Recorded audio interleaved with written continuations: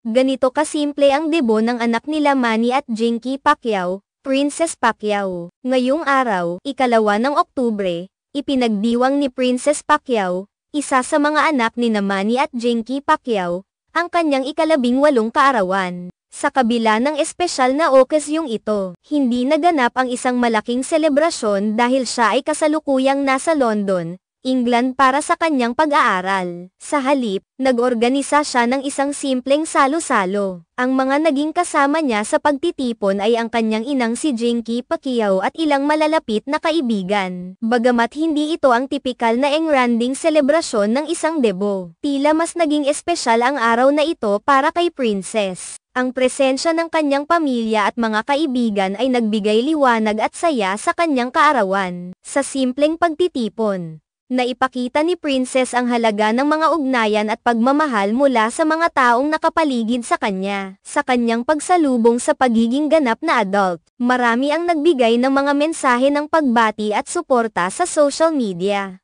Ang mga kaibigan at mga tagahanga ay nagpadala ng kanilang mga pagbati at magandang mensahe kay Princess, na nagpapakita ng kanilang pagmamahal at suporta sa kanya. Hindi may kakaila na ang buhay ni Princess ay puno ng mga inaasahan at pangarap. Sa kanyang pagsisimula bilang isang ganap na adulto, tiyak na maraming mga hamon at pagkakataon ang darating sa kanya. Pero sa kanyang likas na talento at dedikasyon, hindi may kakaila na may magandang hinaharap siya. Bagamat ang kanyang kaarawan ay hindi naging kasing engrandi ng iba, ang mga simpleng sandaling ito kasama ang pamilya at mga kaibigan ay maaaring mas maging mahalaga. Madalas na ang mga malalaking selebrasyon ay nauuwi sa pagkaabalang hindi naman mahalaga, ngunit sa mga ganitong pagkakataon, mas nagiging tunay at taos-puso ang mga alaala. Mahalaga rin na itaguyod ni Princess ang mga bagay na kanyang natutunan mula sa kanyang mga magulang, lalo na sa aspeto ng pagiging mapagpakumbaba at ang pagpapahalaga sa mga tao sa paligid niya. Sa mundong puno ng kasikatan at yaman,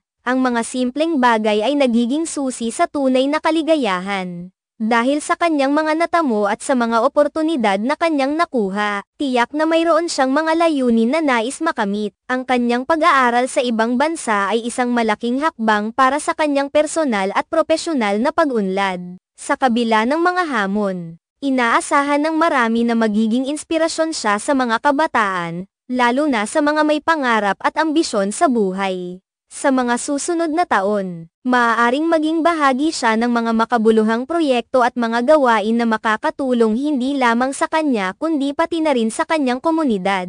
Ang kanyang pagkatao at mga pinili sa buhay ay nagiging simbolo ng pag-asa at inspirasyon para sa maraming tao. Ngayon, sa kanyang pagsisimula bilang isang ganap na adulto, tiyak na may mga bagong pagsubok at tagumpay na darating kay Princess. Ngunit sa bawat hakbang na kanyang tatahak, asahan na siya ay laging magdadala ng pagmamahal at suporta mula sa kanyang pamilya at mga kaibigan. Sana ay maging matagumpay siya sa kanyang mga pinapangarap at patuloy na maging inspirasyon sa mga nakapaligid sa kanya. Happy birthday, Princess Pacquiao!